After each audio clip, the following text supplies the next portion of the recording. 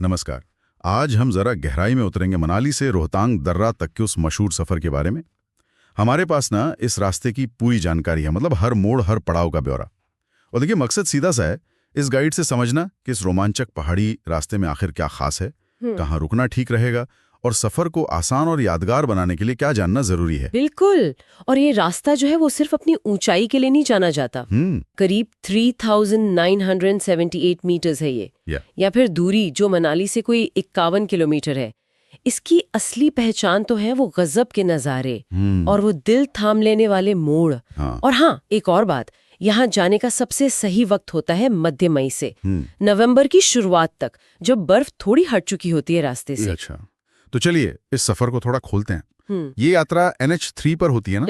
Leh Manali highway जिसे कहते हैं। समझने के लिए इसे शायद 4 हिस्सों में बांट सकते हैं हम। हाँ, बिल्कुल आसान रहेगा। हाँ, तो पहला हिस्सा वो मनाली से पलचन, छोटा सा है, करीब 12 किलोमीटर। जी, इसमें तो ज्यादा टाइम नहीं लगता होगा, शायद 25-30 मिनट। हाँ, बस उतना ही। सड़क भी ज्यादातर ठीक ही रहती है इस हिस्से में।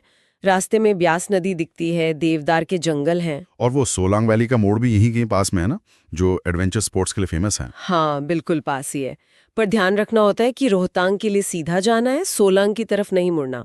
पलचन के बाद ही असली चढ़ाई और वो नज़ारे शुरू होते हैं। अच्छा, तो पलचन के बाद आता है दूसरा हिस्सा, गुलाबा तक, सिर्फ 8 किलोमीटर। यहाँ क्या बदलता है? यहाँ से ना रास्ता थोड़ा सिमटने लगता है, मतलब संकरा होता जाता है और मोड़ भी बढ़ने लगता है। इसमें भी ज्यादा नहीं, कोई 15-20 मिनट और लगते हैं। और कोठी गांव है रास्ते में, वहां से ब्यास नदी की गहरी खाई के नज़ारे वो देखने लायक होते हैं। और फिर आता है गुलाबा। वहां वो जरूरी चेक पोस्ट है जहां परमिट वगैरह चेक होता है। हाँ, वो गुलाबा चेक पोस्ट, ये बहुत जरूरी पॉइंट है, सही कहा। यही से परमिट की कहानी शुरू होती है। जी, मई से नवंबर के बीच अगर टूरिस्ट गाड़ी लेकर गुलाबा से आगे जाना है तो हिमाचल प्रदेश टूरिज्म का वो रोहतांग पास परमिट लेना ही पड़ता है। हाँ, और ऑनलाइन बुक करना होता है। और ये भी बात है कि रोज बहुत लिमिटेड गाड़ियों को ही जाने देते हैं, शायद ट्रैफिक और पर्यावरण का ध्यान रखते हुए। बिल्कुल सही, लिमिट होती है गाड़ियों की। इसके बाद शुरू होता है तीसरा हिस्सा, गुलाबा से मरही तक।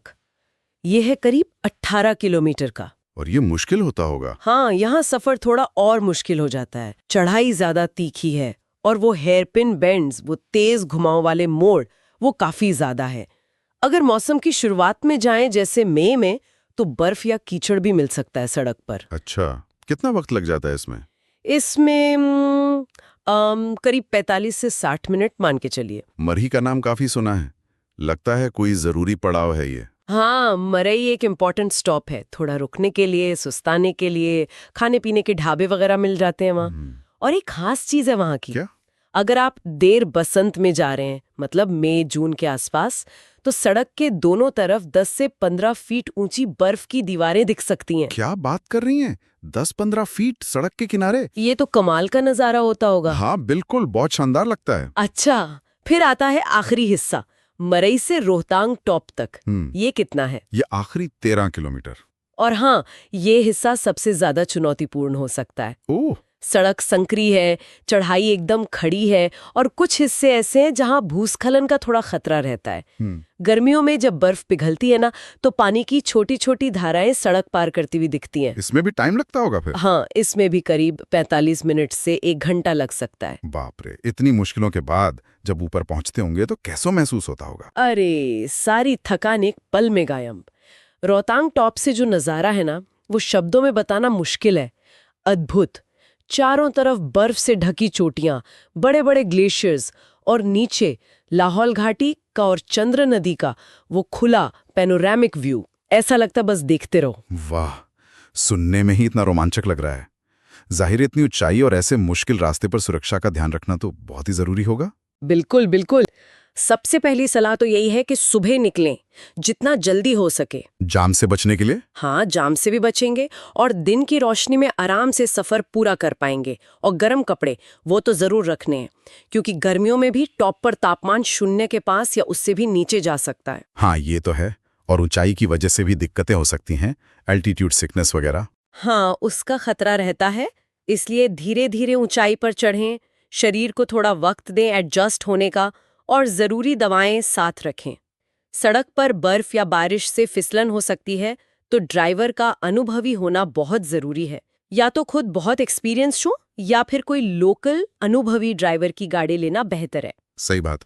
और जैसा मैंने कहा, सुरक्षा के लिहाज से शाम ढलने से पहले मनाली वापस आ जाना सबसे अच्छा रहता है। तो कुल मिलाकर देखें तो मनाली से रोहतांग का सफर सिर्फ एक जगह से दूसरी जगह जाना नहीं है। ये तो एक तरह से प्रकृति के बदलते रूपों, उसकी ताकत और उसकी बेमिसाल खूबसूरती को करीब से महसूस करने का अनुभव है। हाँ, ये रास्ता कुल्लू की हरी भरी वादी को लाहौल के उस ऊंचे, थोड़े बंजर से दिखने वाले इलाके से जोड़ता है। एक तरह का भौगोलिक पुल और शायद सांस्कृतिक भी। सही कहा।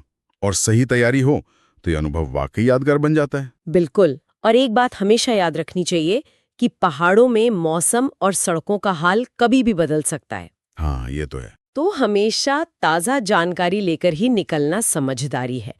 वैसे इस पूरी बातचीत के बाद एक सवाल मेरे मन में घूम रहा है।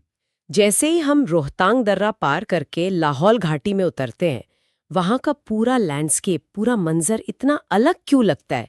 एकदम से सब बदल जाता है? क्या ये सिर्फ भूगोल का बदलाव है, मतलब पहाड़ों के रंग रूप, पेड़ पौधों का फर्क, या फिर उस पार की हवा में, वहां के लोगों की जिंदगी